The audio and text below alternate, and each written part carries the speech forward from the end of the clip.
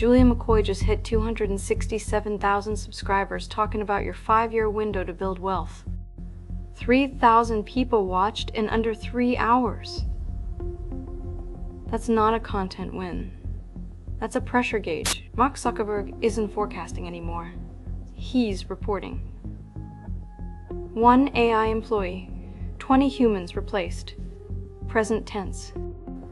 Anthropic's CEO puts a number on the white-collar bloodbath. Half of all entry-level jobs gone inside 5 years.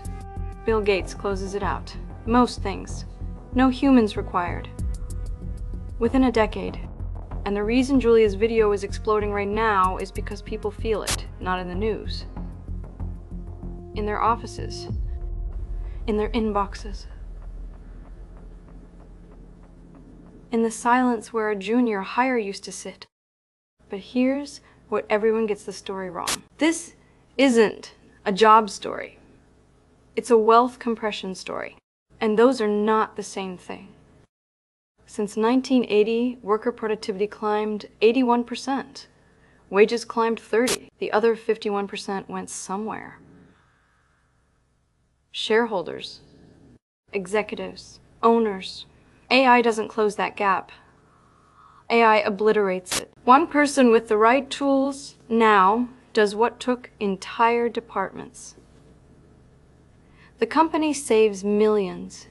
The worker gets a bump, maybe. The owner gets a windfall, always. That math isn't new. AI just runs it at a scale no one has seen before. This is what economists call the superstar economy. A small number of people own the tools that replace everyone else. They compound capital at speeds with no historical parallel. No war, no recession, no redistribution slows it down because the tool doesn't go on strike. The tool doesn't ask for benefits. The tool scales infinitely at near zero marginal cost. So when Dario Amodei hands you a 5-year timeline, understand what he's actually saying. He's not being generous. He's describing the speed of adoption. Faster than the internet. Faster than mobile. Faster than any technology transition ever recorded. Right now, knowing how to use these tools is a competitive advantage. In 5 years, it's table stakes. The edge vanishes. The compounding stops. First mover advantage has an expiration date. It's closer than you think. And before anyone retreats to history for comfort. Yes. Agriculture collapsed from 40% of the workforce to 2%. New industries emerged. Cars killed blacksmiths and created entire economies. The jobs came back. But not for everyone. And not at the same speed. The people who owned the railroads didn't wait to find out. Here's the question nobody in this conversation is asking. Not Julia, not Zuckerberg, not Amodei.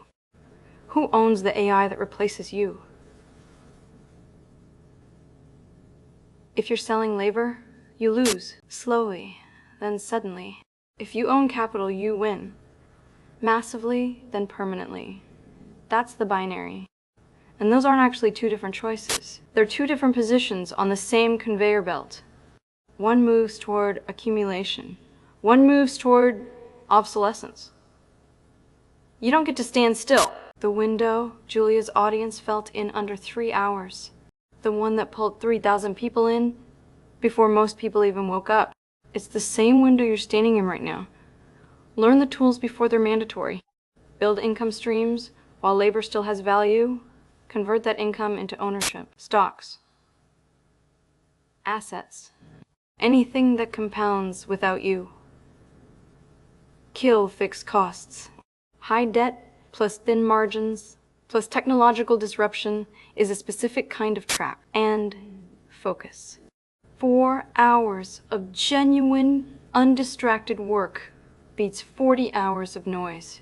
You will outperform most people simply by being present in your own life. The window is open. It is closing. That's not doom. That's a clock. And the people watching Julia at 2 a.m. already know it. The question is whether knowing changes anything. or whether you watch the window close from the inside. Share this if it made you think. Subscribe if you want to keep watching. I'll be here, watching the singularity until there's nothing left to watch.